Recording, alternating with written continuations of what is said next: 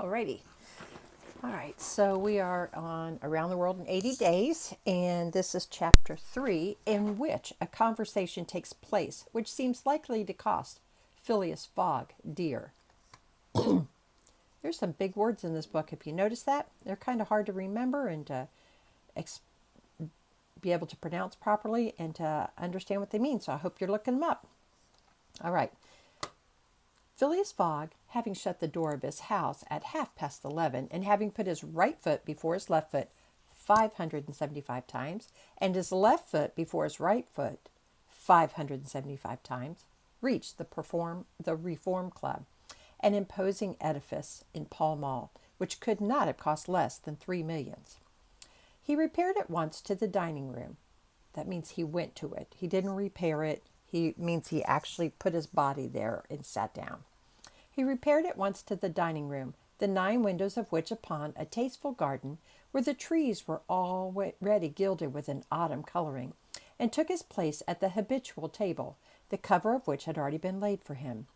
His breakfast consisted of a side dish, a broiled fish with Reading sauce, a scarlet slice of roast beef garnished with mushrooms, a rhubarb and gooseberry tart, and a morsel of Cheshire cheese, the whole being washed down with several cups of tea, for which the Reform is famous.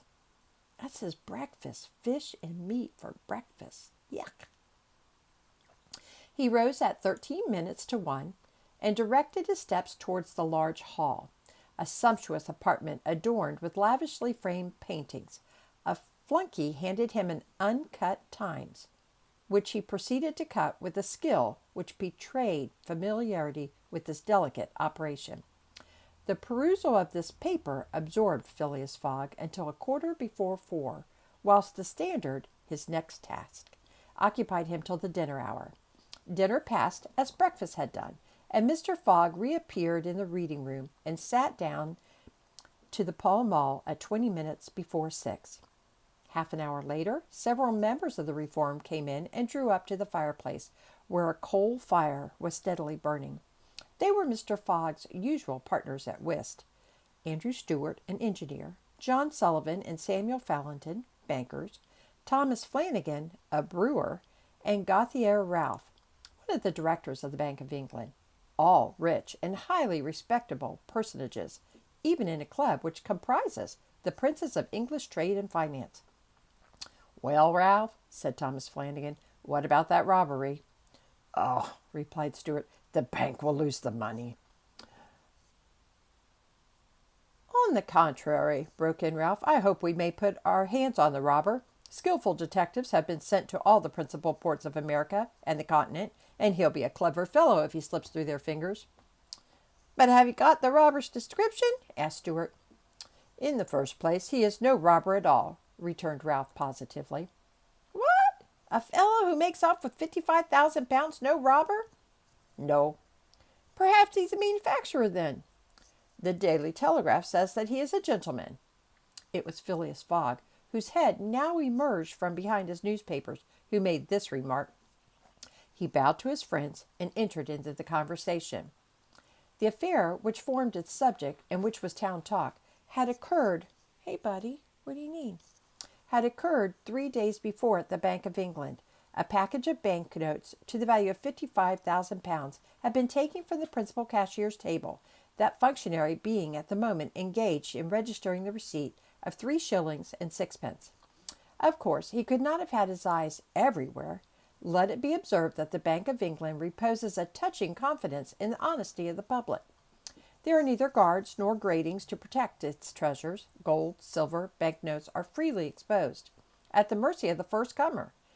A keen observer of English customs relates that, being in one of the rooms of the bank one day, he had the curiosity to examine a gold ingot weighing some 7 or 8 pounds.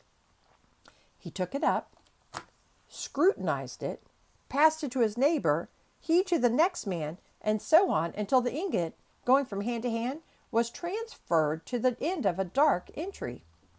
Nor did it return to its place for half an hour. Meanwhile, the cashier had not so much as raised his head. But in the present instance, things had not gone so smoothly. The package of notes not being found when 5 o'clock sounded from the ponderous clock in the drawing office, the amount was passed to the account of profit and loss. As soon as the robbery was discovered, picked detectives hastened off to Liverpool, Glasgow, Havre, Suez, Brindisi, New York, and other ports, inspired by the proffered reward of £2,000 and 5% on the sum that might be recovered. Detectives were also charged with narrowly watching those who arrived at or left London by rail, and a judicial examination was at once entered upon. There were real grounds for supposing, as the Daily Telegraph said, that the thief did not belong to a professional band. On the day of the robbery, a well-dressed gentleman of polished manners and with a well-to-do air had been observed going to and fro in the paying room where the crime was committed. A description of him was easily procured and sent to the detectives, and some hopeful spirits, of whom Ralph was one, did not despair of his apprehension. The papers and clubs were full of the affair, and everywhere people were discussing the probabilities of a successful pursuit, and the Reform Club was especially agitated, several of its members being bank officials. Ralph would not concede that the work of the detectives was likely to be in vain, for he thought that the prize offered would greatly stimulate their zeal and activity. But Stewart was far from sharing this confidence, and as they placed themselves at the whist table, they continued to argue the matter. Stewart and Flanagan played together, while Phileas Fogg had Fallentin for his partner. As the game proceeded, the conversation ceased, excepting between the rubbers, when it revived again.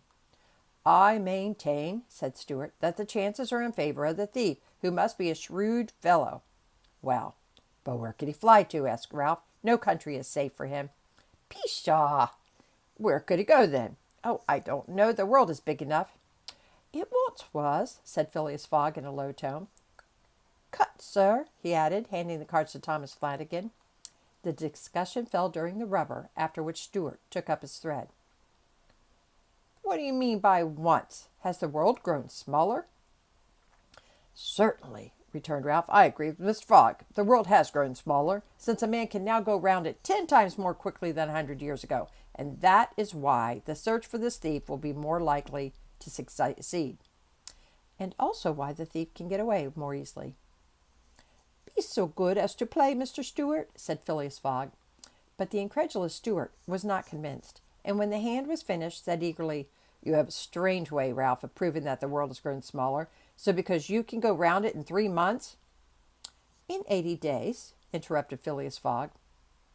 "That is true, gentlemen," added John Sullivan. "Only 80 days now that the section between Rothal and Allahabad on the Great Indian Peninsula Railroad has been opened.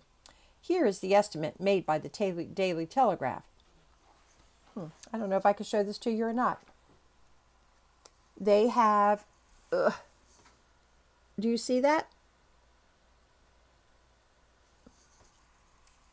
It's trying to tell you how many days it takes to get around. So from London to the Suez via Mont Cenis and Brindisi by rail and steamboats. So by train, rail is by train, and steamboats, 7 days. Then from Suez to Bombay by steamer, it's a boat, 13 days. Then from Bombay to Calcutta by train, 3 days. Then from Calcutta to Hong Kong by a boat, steamer, 13 days. From Hong Kong to Yokohama, Japan, by boat, 6 days. From Yokohama to San Francisco, so we're getting to the U.S., by boat, 22 days. From San Francisco to New York, by train, go across the U.S., 7 days. And from New York to London, by boat and train, 9 days. It's a total of 80 days. "Yes, in 80 days," exclaimed Stewart, who in his excitement made a false deal. "But that doesn't take into account bad weather, contrary winds, shipwrecks, railway accidents, and so on." "All included," returned Phileas Fogg, continuing to play despite the discussion. "But suppose the Hindus or Indians pull up the rails," replied Stewart. "Suppose they stop the trains, pillage the luggage vans, and scalp the passengers." "All included," calmly retorted Fogg, adding as he threw down the cards, "2 trumps." Stuart, whose turn it was to deal, gathered them up and went on. You are right theoretically, Mr. Fogg, but practically also, Mr. Stuart. I'd like to see you do it in 80 days. It depends on you. Shall we go? Heaven preserve me, but I would wager 4,000 pounds that such a journey made under these conditions is impossible. Quite possible. On the contrary, returned Mr. Fogg. Well, make it then. The journey round the world in 80 days? Yes. I should like nothing better. When? At once. Only I warn you that I shall do it at your expense. It's absurd, cried Stuart, who was beginning to be annoyed at the persistency of his friend. Come, let's go on with the game. Deal over again, then, said Phileas Fogg. There's a false deal. Stuart took up the pack with a feverish hand and suddenly put them down again. Well, Mr. Fogg, said he, it shall be so. I will wager the 4,000 on it. Calm yourself, my dear Stuart, said Valentin. It's only a joke. When I say I'll wager, returned Stuart, I mean it. All right, said Mr. Fogg, and turning to the others, he continued, I have a deposit of 20,000 at Barings, which I will willingly risk upon it. 20,000 pounds, cried Sullivan. 20,000 pounds which you would lose by a single accidental delay? The unforeseen does not exist, quietly replied Phileas Fogg. But, Mr. Fogg, 80 days are only the estimate of the least possible time in which the journey can be made. A well-used minimum suffices for everything. But in order not to exceed it, you must jump mathematically from the trains upon the steamers, and from the steamers upon the trains again. I will jump mathematically. You are joking. A true Englishman doesn't joke when he is talking about so serious a thing as a wager, replied Phileas Fogg solemnly. I will bet 20,000 pounds against anyone who wishes that I will make the tour of the world in 80 days or less, in 1,920 hours, or 115,200 minutes. Do you accept?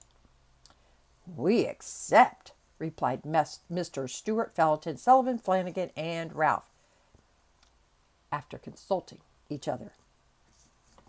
Good, said Mr. Fogg. The train leaves for Dover at 9:15. I will take it. This very evening? Asked Stuart. This very evening, returned Phileas Fogg. He took out and consulted a pocket almanac and added, As today is Wednesday, the 2nd of October, I shall be due in London in this very room of the Reform Club on Saturday, the 21st of December, at 9:15 p.m., or else the 20,000 pounds, now deposited in my name at Barings, will belong to you. In fact, and in right, gentlemen, here is a cheque for the amount.